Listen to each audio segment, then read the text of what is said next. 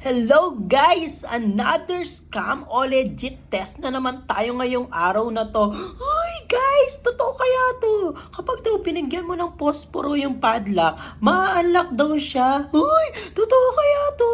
Ang malaking tanong, scam o legit? Let's go! Titignan natin. Ako nagsasawa na ako sa mga scam na yan. Tingnan natin ngayong araw na to kung scam o legit. Let's go!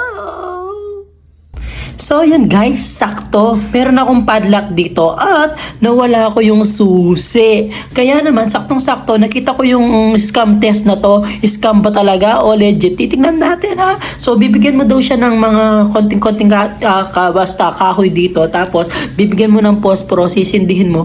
Ma-unlock daw siya. Ang ginagawa ko kasi guys, hindi ko talaga siya nilalak. Kasi nga, wala yung susi. Kapag nilak ko to, wala akong padlock. Bibili na naman ako ng panibago. Kaya naman sana legit